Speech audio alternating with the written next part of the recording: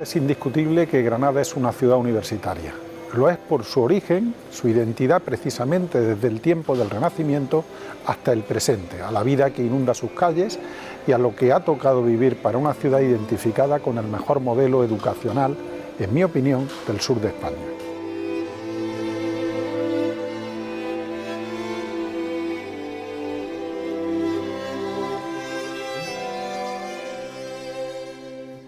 Se trata del Palacio de la Madraza, que es un edificio de origen islámico y que está unido a la propia universidad, no por ser un edificio universitario como tal, sino por la enseñanza del Corán, de los textos sagrados, de las tradiciones, la legislación islámica desde tiempos de Yusuf I. Y bueno, ya hay en aquel momento una escuela de altos estudios coránicos que vincula la idea de estudios superiores con la gran capital nazarí y con aquel momento de esplendor que significó esa ciudad de Granada. Evidentemente no es una universidad, es otra cosa, porque la universidad va a pertenecer a otro modelo que tiene que ver ya con la raíz, la Fundación Carolina, la promoción por el emperador Carlos V, pero es interesante que la Universidad de Granada pueda exhibir la posesión de un edificio vinculado a ese origen de la alta educación y ese origen de la necesidad de estudiar el Corán en aquel tiempo.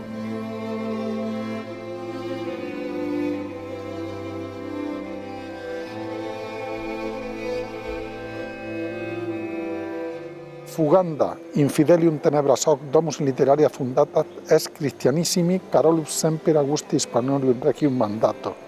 que vendría a decir: esta casa de letras fue fundada para ahuyentar las tinieblas de los infieles por mandato del rey cristianísimo siempre Augusto Carlos, rey de España. Granada se identifica con la promoción por parte del emperador Carlos V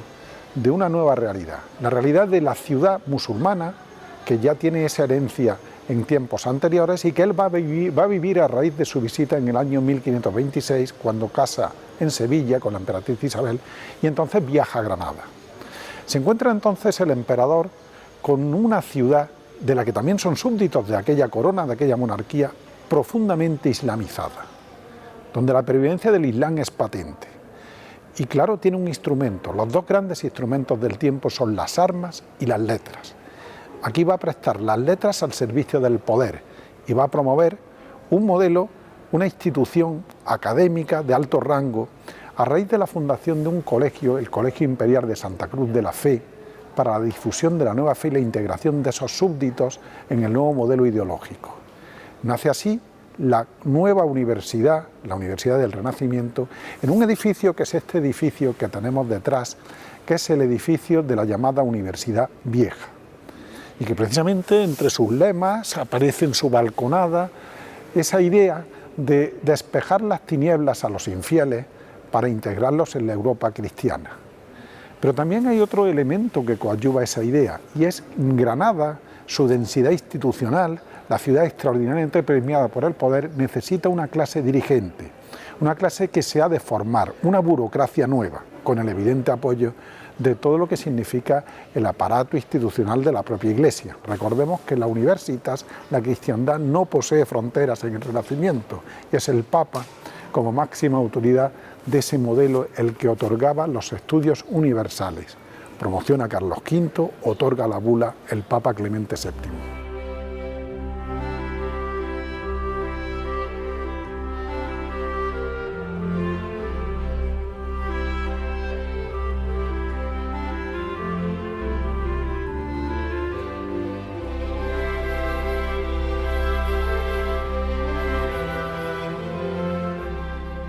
Estamos en la plaza del emperador Carlos V, plaza de la universidad, en realidad, en el corazón central de ese mundo universitario granadino.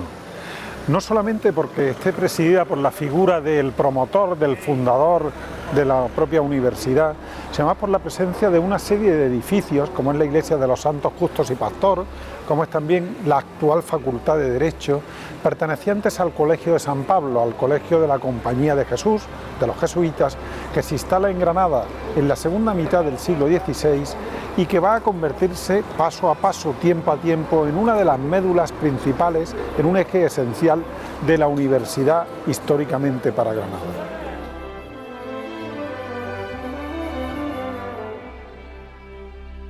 El Colegio Mayor San Pablo va a acoger a sus propios estudiantes, pero también se va a convertir en un núcleo esencial para la difusión del modelo universitario en Granada. De hecho, antes de la expulsión de los jesuitas, es un lugar que congrega a una enorme cantidad de esos estudios y fundamentalmente uno de ellos esencial, el mundo de las leyes, el mundo jurídico. Tiene mucho que ver aquel mundo de estudios con la necesidad administrativa de un Estado naciente, el Estado moderno, que necesitaba de una burocracia para nutrir las instituciones de aquel tiempo, como también obviamente estudios de teología, estudios de filosofía, escasos estudios de empirismo. El empirismo llegaría ya muy de modo posterior, en el siglo XIX al siglo XX. Este se convierte junto con otros, como el Colegio de San Jerónimo y alguno otro, en el gran promotor del mundo universitario, del mosaico que conforman los colegios universitarios.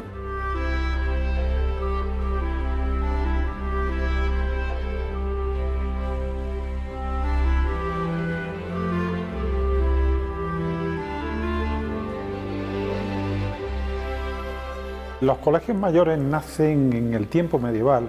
en los hospitia que se utilizaban en la época medieval para dar alojamiento a quien debía de alcanzar a poder estudiar. Este modelo madura paso a paso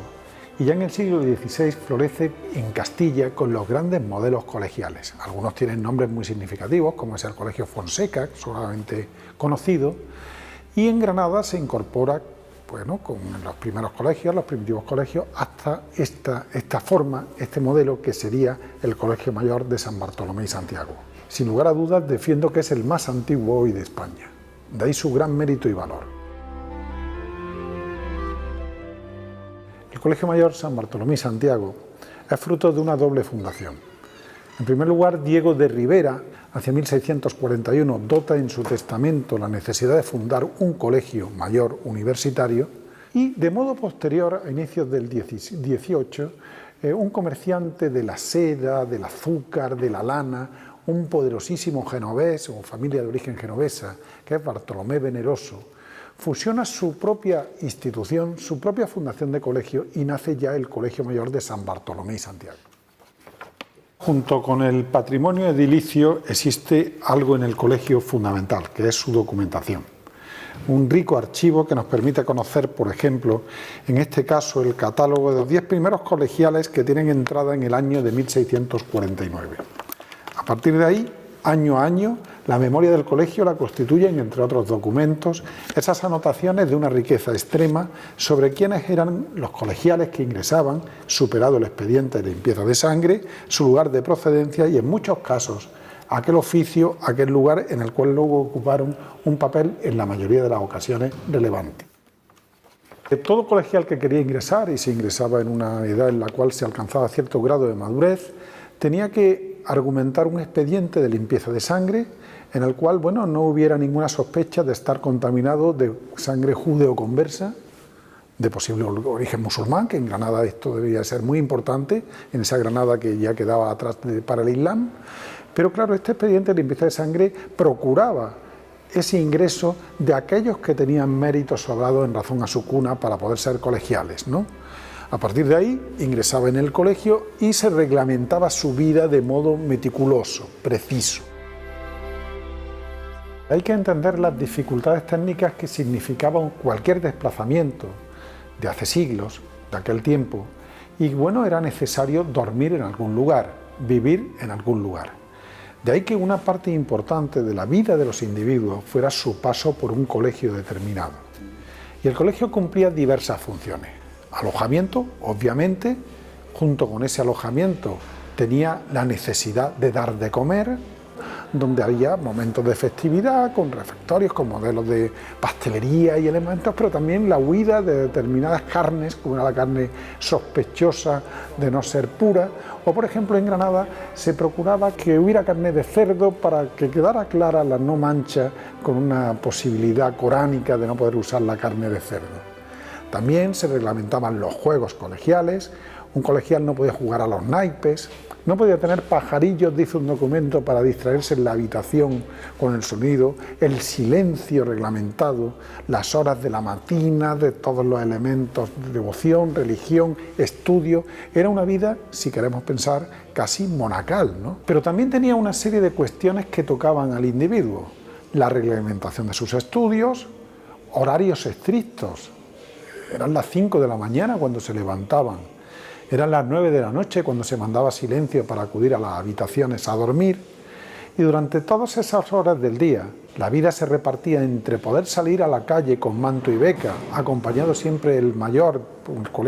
colegial mayor acompañaba a los neófitos, aquellos que comenzaban sus estudios, como también pues participar en las actividades universitarias y en las actividades del propio colegio, entre otras los rezos, toda la serie de acontecimientos que impregnaban una ideología también de fortísimo carácter religioso.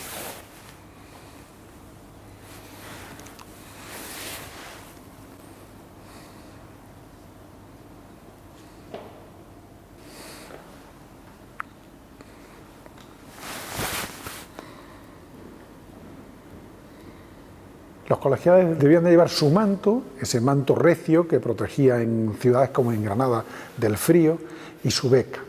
La beca en un origen tuvo mucho que ver con la protección de algún patrono a aquellos que no podían continuar los estudios universitarios, de hoy la expresión beca, ¿no? Con el tiempo esta beca, que distinguía por colores a los colegios, se convirtió en un hábito tradicional, el uso tradicional del manto y la beca por cada colegial. En el caso del Bartolomé Santiago, su beca es color azul. Otros colegiales de otros colegios distinguían sus propios colores y hacían un colorido en la trama urbana de Granada a aquellos colegiales que acudían según qué colegio. Era también una cierta idea de identidad y pertenencia. De ahí que no es de extrañar que muchos de los que eran colegiales en los colegios mayores, como era el caso del Bartolomé Santiago, de por vida argumentaran aquello de yo estudié en el Santiago de Granada, en el San Bartolomé, porque era algo a tener impronta a título personal.